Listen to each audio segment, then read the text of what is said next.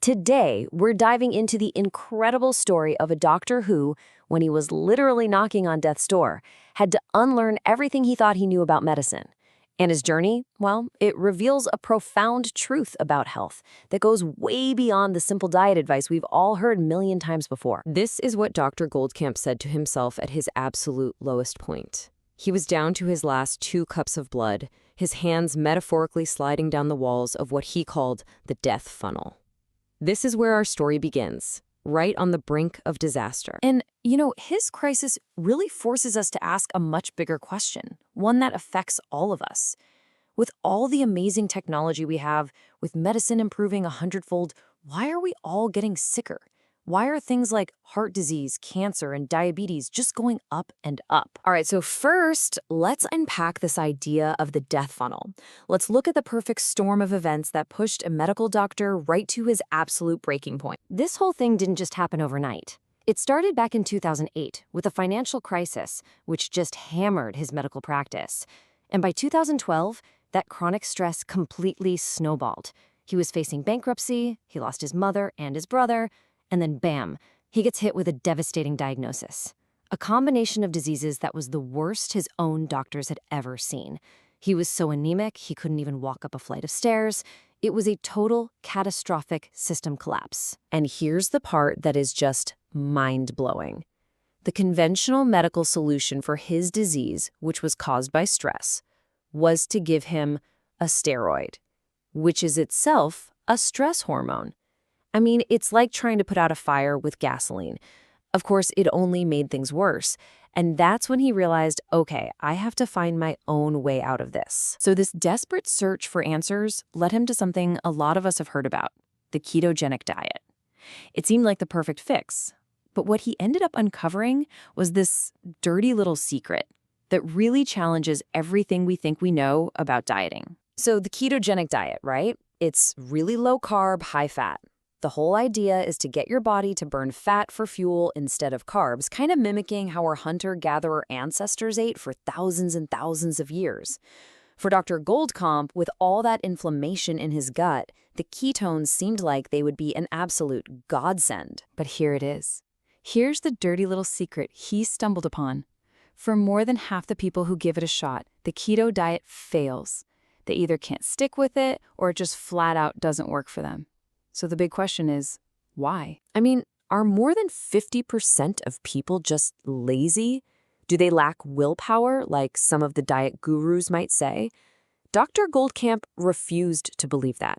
He just knew there had to be something deeper going on, a reason why so many people with the best intentions were failing. And that brings us to the real culprit.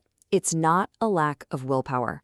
It's a hidden factor that is sabotaging our health from the inside out, even when we think we are doing everything perfectly. This quote from Dr. Goldkamp is a total game changer. You don't have to eat sugar to make glucose. You can be your own factory. Just let that sink in for a second. This points to a powerful mechanism inside our own bodies that most diets just completely ignore. Okay, so here's how it works. You've got all this chronic life stress, your job, your relationships, money problems, you name it. That stress causes your body to pump out the stress hormone, cortisol. And what does cortisol do? It sends a signal to your body to produce more glucose, more sugar.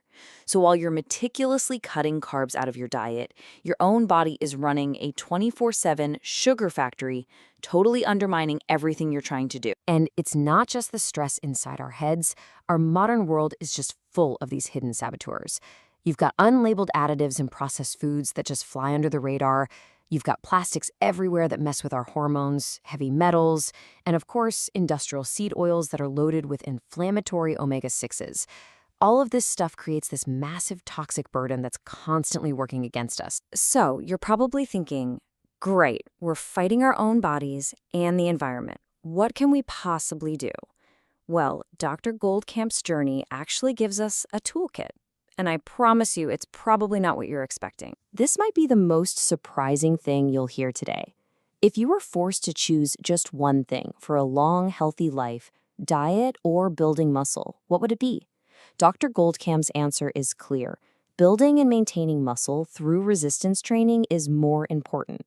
Your muscle mass is like your body's armor. It's a critical sign of your vitality and your ability to handle all the stresses life throws at you. And when it comes to diet, it's not just about what you cut out. It's about what you prioritize. We're talking maximum nutrient density, getting the most bang for your buck. Liver is the ultimate superfood. I know, but if you don't like the taste, you can try pâté or even just get it in capsules. Egg yolks. He calls them nature's perfect processed food. I love that. And of course, quality animal protein in fish for all those nutrients and essential omega-3s that are so hard to get anywhere else. And this brings us to a really powerful idea. Stop guessing and start measuring. For less than $100, you can get simple lab tests that give you real, actual data on your body. You can check for insulin resistance, look at key heart disease markers, and see your inflammatory balance. It's about taking the guesswork out of it and putting the control back in your hands because you know your numbers. But look, this journey, it isn't just about tactics or trying to live a few years longer. All of these tools, the diet, the exercise, the tests, they all lead to a reward that is so much more valuable. Dr. Goldkamp asks this really simple but profound question. What he discovered was that by rebuilding his health, he didn't just reverse a disease, he actually regained his sense of hope. The diet, the exercise, the labs, they're not just about health, they're tools for building optimism. Because that's the real goal here, isn't it? The struggle, the search for answers, all the tools you use to fight back.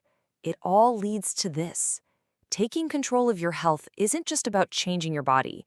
It's about restoring your hope. So as we wrap up, I'll just leave you with this question inspired by his journey. What's one small, maybe even a little uncomfortable step you can take today to start building your own optimism? Whether that's trying a food you've been avoiding, scheduling that workout, or maybe ordering that first lab test. The power to begin is right here in your hands.